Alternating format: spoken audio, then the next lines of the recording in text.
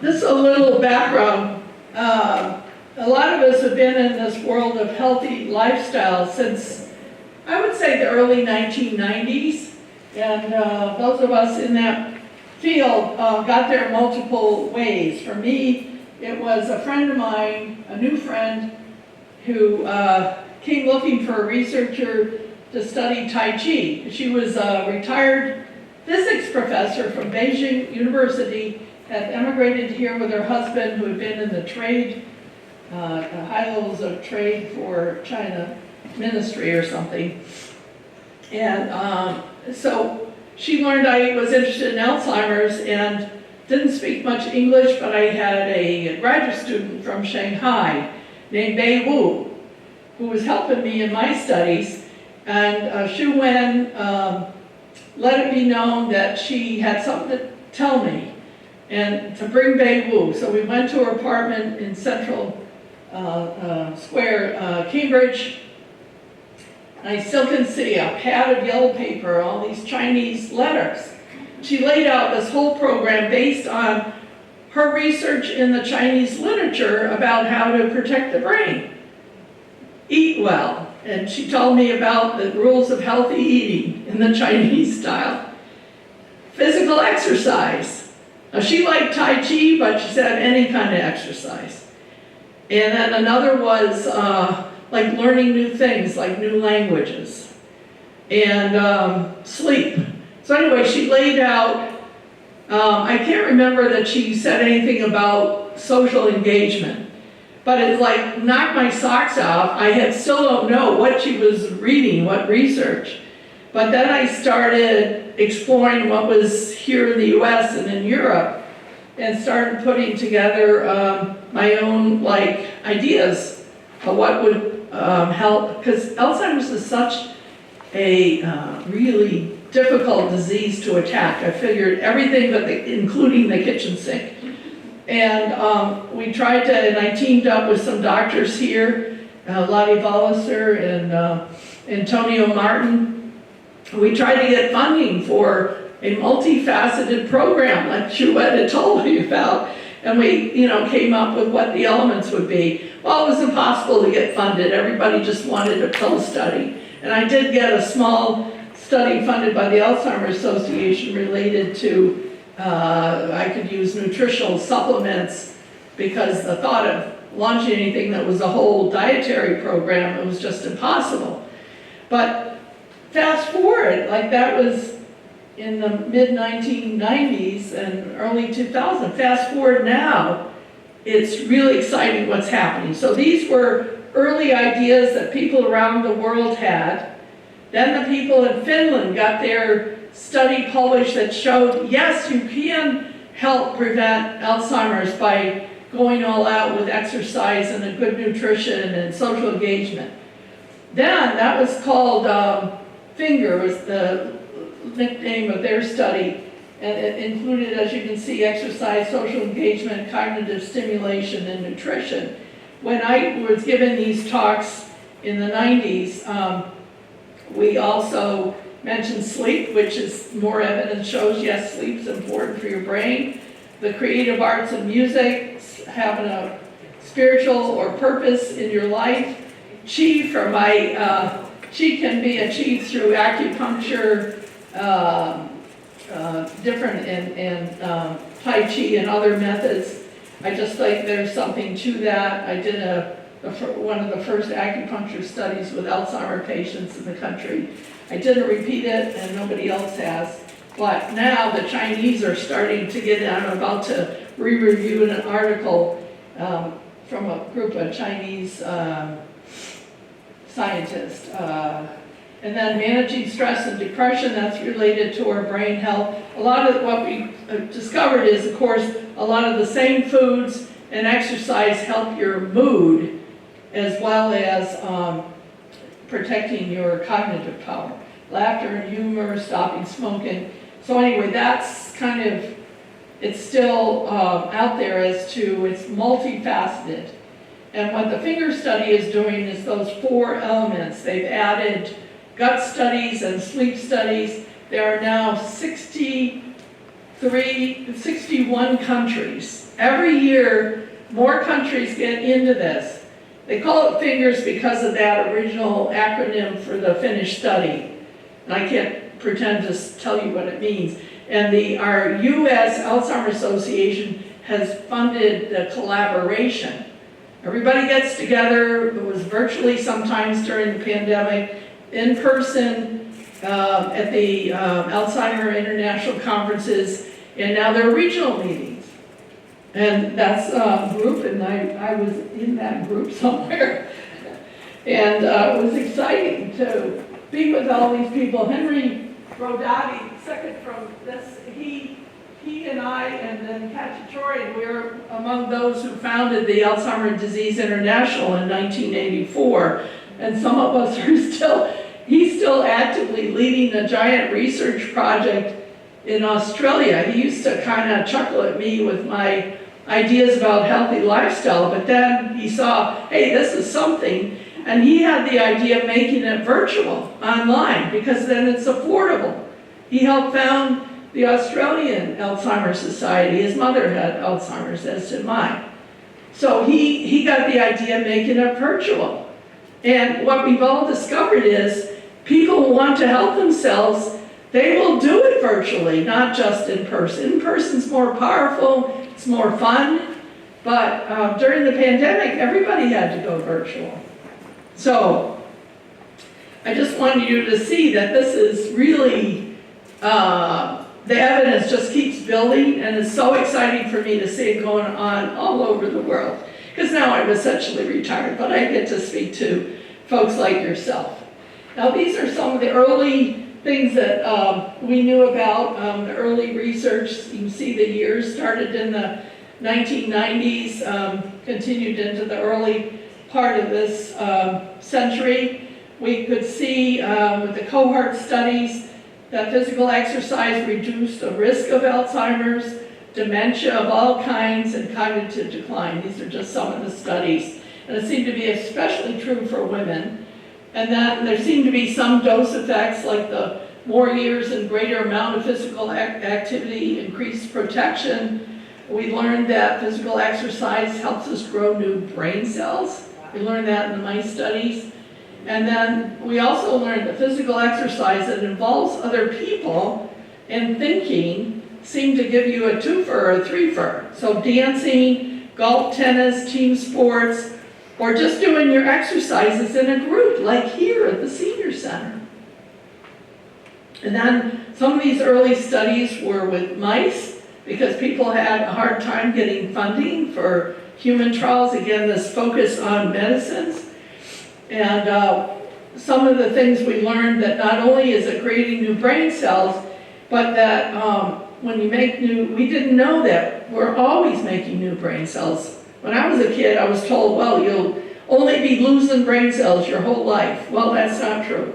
Even people with Alzheimer's are making new brain cells.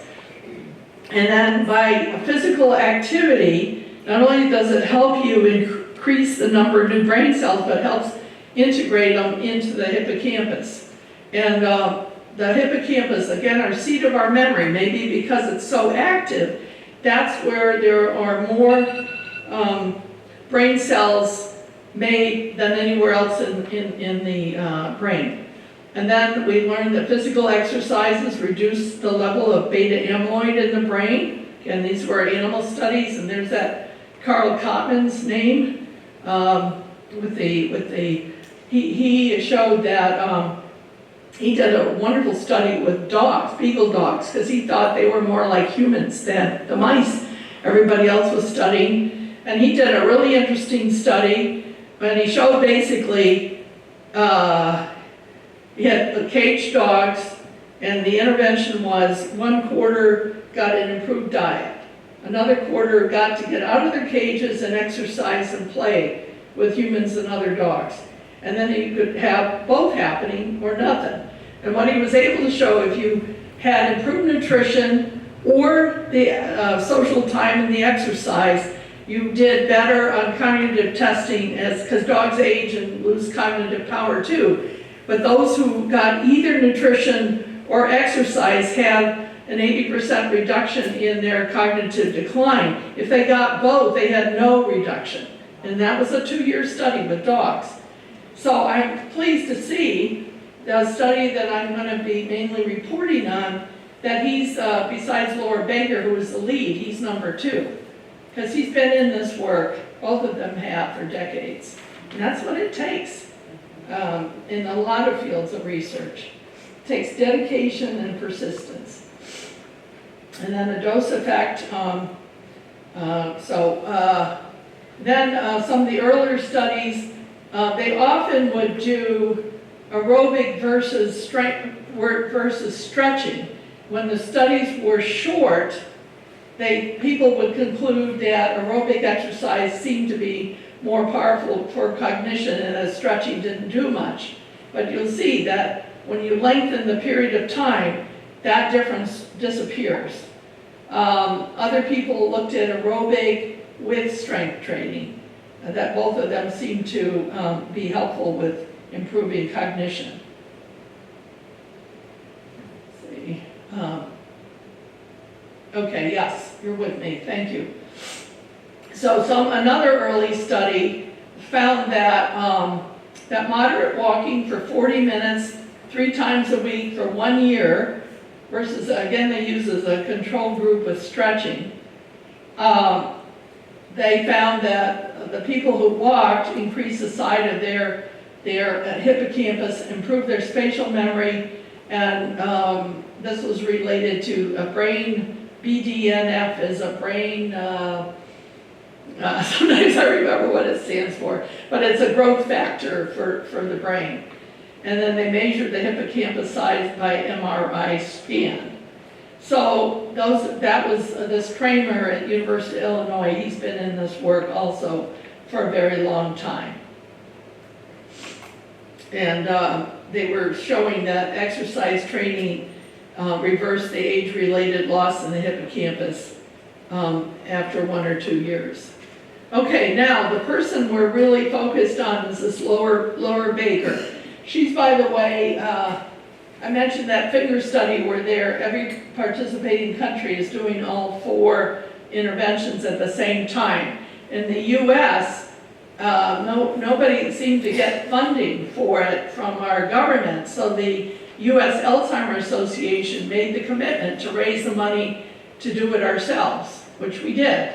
Now later, NIH added money for other extra studies, but the person in charge of the exercise part of the protocol is Laura Baker.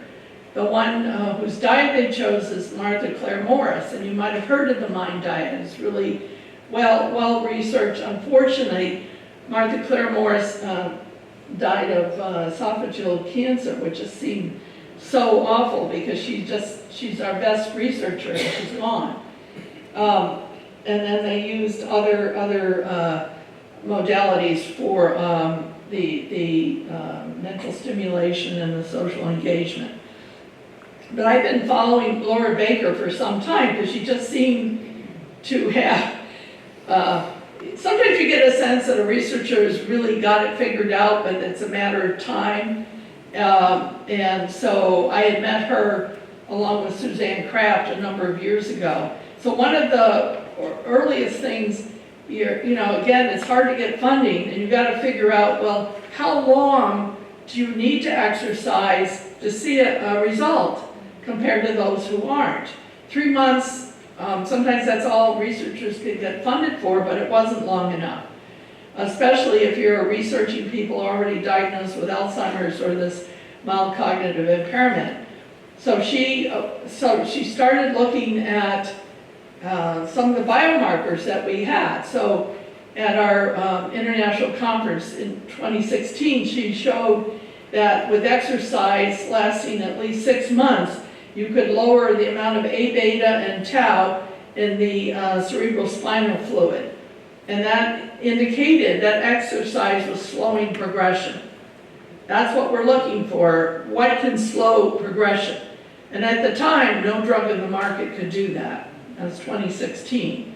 Also, exercise increases blood flow in key brain regions, often compromised by aging or early Alzheimer pathology.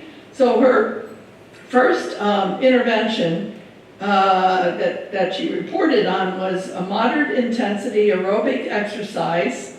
The control again she used was stretching and range of motion and balance, 45 minutes to 1 hour long, 4 times a week for 6 months. And she was convinced that, along with many other researchers, that it needed to be intense, like aerobic exercise. It got the heart rate up to a certain amount. 70% of the maximum heart rate was the goal. And she used the phrase, aerobic exercise therapy for Alzheimer's is worth the sweat. But stay tuned, because there were some surprises ahead for her. Okay, then she got, after the success of that smaller study, she teamed up with Carl Kottman, the guy that did the Beagle dog study, and got funding for what's called the EXERT study, or randomized clinical trial, single blind, because the person knows that they're exercising. This was part of the clever thing that she innovated, which the U.S. study also did, the finger version in the U.S. They use local facilities, YMCA, because the thought is, whatever we do, we want communities to be able to replicate it. Now, they could have used senior centers, but not all senior centers maybe had the facility, so they picked MCAs or YWCAs, and they had everybody take out an 18-month membership. And the way they designed it, it was, again, people were already diagnosed with mild cognitive impairment. They did not have a full-blown dementia. They might not have been diagnosed with Alzheimer's, but I think it was the amnesiac type. It means you're having some minor memory issues. And then they had, it was an 18-month study, but they had a personal trainer that worked with the person 2 times a week, and then the person continued whatever exercise it was another 2 times a week. So that's a lot, 4 times a week. Yes. And the goal was 45 minutes to 1 hour. Does that sound like, gee, I can't do that? Yeah. So I totaled up how many hours that would be every week, and it was a lot. And I think it was on the upper end 240 minutes, because that's 4 hours. And at the lower end, I don't remember anymore, but it was like 180 minutes maybe. So I thought, wow. And then people had to be 65 to 89, experiencing mild memory loss or lapses, diagnosed with mild cognitive impairment. And the key was they had not been exercising regularly. They were sedentary, because they wanted to see what difference does it make, because this is like you start this way and you change here, because if you don't have a change, you've got nothing to measure. As far as people who exercise every week their whole life, well, they're captured in the cohort studies when they look at people's habits and then what happens later. So this was on purpose a change for people. They had to be in otherwise good health, and she had as the intervention the same moderate intensity aerobic exercise that she had before, and the control was the stretching, balance, and range of motion. The difference in this study compared to the other, a lot more people, I think it was 21 different sites around the country. Kottman's at UC Irvine, California, but all over the country, and longer. And they were measuring people every 6 months. Okay, let's see what happened. And here's some of the authors, many more authors. Imagine 21 sites, everybody had, every leader had their name. So they had 300 people, before it was much fewer people. And this just gives more details of what I just said. Supervised twice a week and independently 2 times a week. And there's a social aspect. I remember when I talked about healthy lifestyle, one is to be involved with other human beings. We are social beings. So anytime you interact with another person, It seems to have a positive effect for the brain. So in order, think about it, I got some quotes from her. If you've got mild cognitive impairment and maybe your executive function is also compromised, how are you going to initiate a new exercise program and then keep at it 4 times a week if there's no one helping you? You need support. You need a buddy. Maybe it's a friend. Maybe it's somebody in your family. Maybe it's the researcher calling you up. How are you doing? And it's this personal trainer that's with you 2 times a week, and maybe they're helping make sure you get there the other 2 times. Now, when they finish the study, you'll see why they had to add a new control. And what they decided to do was they needed people who did no exercise. So there's another huge study around the country called ADNI, the Alzheimer Disease Neuroimaging Initiative. People get their brains scanned, I think it's once a year for years, and it's longitudinal observational study. They're not doing any intervention. So what they had to do was match the characteristics of these 300 people with people already being followed in this other study, because they all were getting the same outcome measures, this ADS, COG, exec, or this CDR score of the boxes. Now, over the first 12 months, they met their goal just 4 short, 296 participants, 31,000 exercise sessions completed during the first 12 months. Now, I haven't divided that up to see, well, how many exercise sessions did people really complete? Was it all 4 every week, or what was the average? And they found that attendance remained high throughout the whole period. The stretching actually got higher attendance, 87%, the aerobic, 81%. And over 60% continued during the pandemic. Because what happened right in the middle of this study? They got half the people through, but the other half, the pandemic happened, and some of the Ys closed. So they had to figure it out and come up with a virtual version to keep people doing this in their homes. And maybe the trainers were also virtual, but the researchers got really involved. Now, my friend Henry Brodati, he already had his virtual. And what everybody has been surprised is how a virtual intervention actually works. We didn't really think it would, but it really does. Okay, so what are the results? Then you'll see why they had to add this control. Well, they found out that the stretching, balance, and range of motion group did just as well as the aerobics group. The key was that you moved. If you were sedentary and then you start moving, whatever kind of exercise it was, and you kept it up for a whole year, guess what? Even though they had MCI, they did not decline. That's more powerful than any medicine. And you don't have to be getting these infusions. Well, you may want to add that. You get diagnosed with Alzheimer's, you're going to do everything, right? Keep your brain. But this was a thrill, and it's really cool when a famous researcher gets surprised. But she was happy. She was actually happy. I'll give you some quotes from her. There's reasons why she was happy with the finding, even though it wasn't what she expected. And there was no difference at all between these groups after the 12 months. It was the usual care from the ADNI group, and I mentioned they matched them, but they declined at the usual rate that people generally do with MCI. And you can see the statistics here. The P means a significance value. Anything around 0.01 or 0.02 is significant, really significant. 0.05 or less is considered the cutoff. But you can see for the aerobic, it was 0.01, and with the stretching group, it was 0.0005. So actually, they were even more significant, though there wasn't a significant difference between the two groups. There was a significant difference between the control.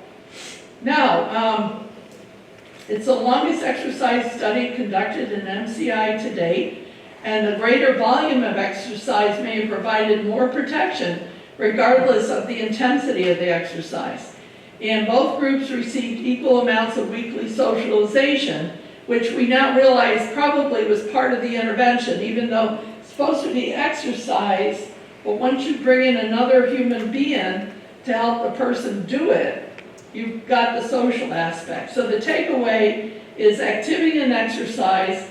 Movement is crucial to brain health, and many types of exercise will help if continued at least 12 months and ideally forever. And that's the big take home for you. And as I said, earlier studies, we got fooled because they were too short. And now what is it you want to take away? She got interviewed when the results were first announced July last year. Now, remember I said the total number, if you added up for 4 times a week, 45 minutes to an hour, was something like 180 to 240 minutes a week. So, but she's saying what they're recommending is 120 to 150. So that must have been the increase that people actually did. That's more like probably 2 to 3 times a week, which sounds more doable. The other conclusion, so the public health implication that this is doable for everybody. If it had been only aerobic that worked, and she thought that maybe 3/4 of people wouldn't have done it, then it might be hard to get everybody moving.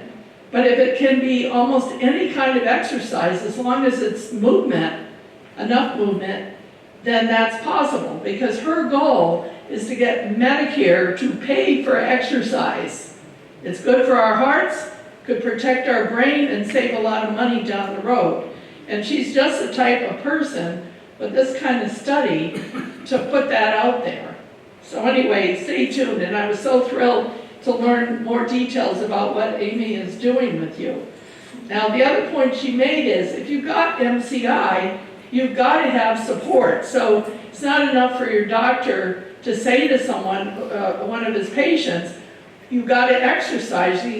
He's also got to help set up, and doctors really aren't equipped to do this. So maybe it's us in the senior centers or churches or whoever, because you can't expect someone to exercise if they already got a problem with initiation and organizing themselves. That's part of the intervention. I was, when I used to go and meet with people in their homes to help them improve their diet for their brain, I met with one lady who had been diagnosed with Alzheimer's. She lived alone. And her doctor had given her the initial prescription for Aricept, and you're supposed to increase it slowly over 6 weeks. She was still on the first week. Again, you're working with someone who has memory and organizational issues. They're living alone. How can they do it by themselves? So we really, as community, we need to help each other. But it's like, it's the reality. And besides, that support element might be part of the intervention. That's what we're thinking. So this is just quoting her about how you go about making this happen as somebody who already has MCI. And this was a recommendation she made 5 years ago, which I think she would still say, because she was promoting movement and exercise. I encourage people to find a class, a dance class, a swimming class. Find what you love, find a group, and make a commitment. But basically, sit less and walk more. I have a cousin, her exercise, sometimes you figure out for yourself what works. I have a cousin that discovered is swimming. It's being in the pool, and not just swimming, it's aerobics, water aerobics. She's heavy, and she feels supported and beautiful in the pool. And she wants good music and an excellent instructor. Do you think that's easy to find? No. She's literally roaming the country looking for the best places. But anyway, but everybody, the point is, some people it's dancing, ballroom dancing or line dancing. The point is to move and find out what motivates you, what will bring you joy while you're trying to help your body and your brain. And again, the purpose of this study was to get it prescribed by physicians as medical treatment for memory loss and thus paid for by Medicare. Well, I guess I'd ask to go through FDA. I'm not sure how we do that. But anyway, that's the conclusion of my talk, and these last two slides remind you of all the other things that exercise benefits. This is Baker summarizing, and this is a slide we started using almost 20 years ago. So thank you for your attention, and now we'll take more questions or help. Thank you. Yes.